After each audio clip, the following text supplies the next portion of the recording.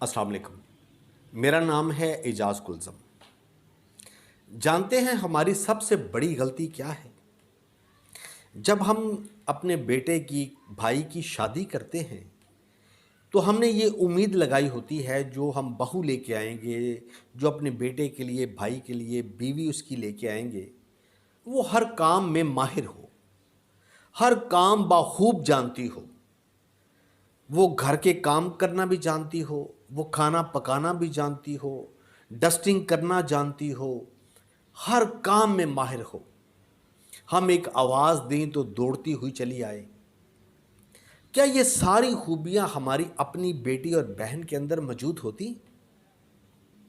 मैं ये नहीं कह रहा कि उस दुल्हन को, उस बेटी को, उस बीवी को ये काम नहीं करने चाहिए, करने चाहिए, उसको आने चाहिए। लेकिन ये हम तवक्को क्यों रखते हैं?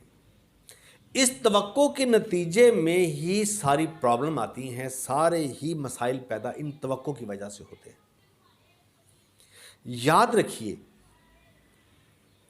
एक दुल्हन की, एक बेटी की, एक बीवी की मिसाल एक पौधे जैसी है। हम जब किसी नर्सरी से कोई पौधा खरीद के लाते हैं तो वो अभी छोटा होता है, उसको पानी देने की ज़रूरत होती है, उसको धूप और छाँव की ज़रूरत होती है, उसको देखभाल की ज़रूरत होती है, उसकी केयर करने की ज़रूरत होती है। फिर वो आहिस्ता आहिस्ता फलता है, फूलता है, फिर एक दिन आता है वो फल भी देता है, वो साया भी देता है। लेकिन उसके लिए पूरी पहले तैयारी की जाती है, उसका ख्याल रखा जाता है, उसके बाद ये सब कुछ आपको मिलता है।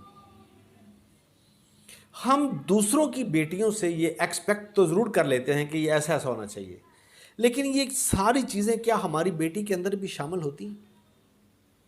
इसको सोचना, इसको समझना बहुत ज़रूरी है। अगर हम इन चीज़ों को समझ लेंगे तो यकीन मानिए 99% घरों के अंदर जो मसाइल हैं, जो बीवी का अपने शौहर के साथ और दुल्हन का अपनी सास के साथ, ससुर के साथ या देवर देरानी के साथ जो होता है, वो सारे मसाइल हल हो जाएंगे। बात सिर्फ समझने की है। इसको हम अगर समझ जाएं तो हम बहुत सारी मुसीबतों से छुटकारा हासिल कर लेंगे। आज तक के लिए इतना ही। अपना बहुत ख्याल रखिएगा। अल्लाह हाफिज़।